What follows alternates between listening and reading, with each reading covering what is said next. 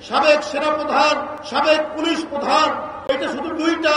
এই ধরনের কত প্রধানের কত কেচ্ছা কাহিনী, কত সম্পদ, কত বিত্ত বৈভব, কত আলোক রোশনায়, কত ঝাড়বাতির আলোতে তারা বসবাস করছেন, এগুলো হয়তো অনেকেই আমি জানি না। আজকে এই দেশটিকে লুটেরার সরকার বানিয়েছেন, অর্থ পাচারকারী সরকার বানিয়েছেন। তারপরেও খুব ক্ষীণেও হলেও দেশটা টিকে আছে। যে টিকে থাকার যে মূল কারণটি, সেটাও জিয়াউর রহমানের অবদান। সেইটা কি?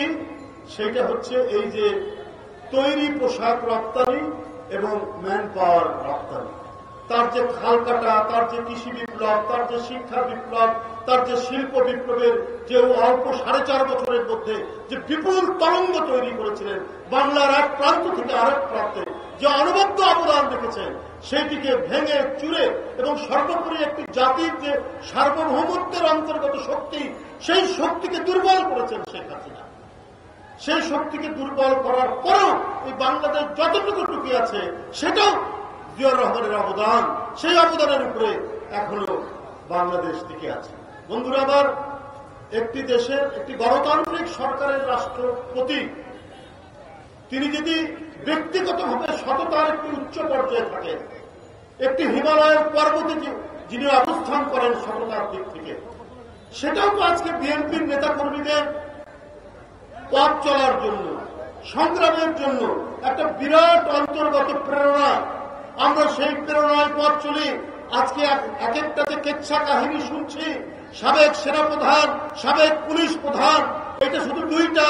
এই ধরনের কত প্রধানের কত কেচ্ছা কাহিনী, কত সম্পদ, কত বিত্ত বৈভব, কত আলোক রোশনায়, কত ঝাড়বাতির আলোতে তারা বসবাস করছেন, এগুলো হয়তো অনেকেই আমি জানি না। শুধু একটা কথা বলেই শেষ করব। এক মহত্তম রাষ্ট্রপতি, দেখুন তার অন্তর্গত স্বচ্ছতা, তার সততার উচ্চতা। ওই সময় ভিসিআর নামে একটি যন্ত্র ছিল ছবি দেখানো, এটা ব্র্যান্ড আইটেম ছিল।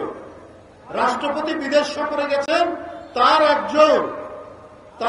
একজন আর্মি অফিসার, তার এডিসি কর্নেল রাঙ্কে, তিনি না বলে ভিসিআর নিয়ে এসছেন। ইন্টেলিজেন্স রিপোর্টে জিয়াউর রহমান শুনতে পেরেছেন। শুনতে পেরে উনি বাসাতে পৌঁছানোর সাথে সাথে তাকে বরখাস্ত করেছেন। এইটা হচ্ছে একটি অনবদ্য দৃষ্টান্ত। এইটাই হচ্ছে আমাদের অন্তর্নিহিত বড় শক্তি।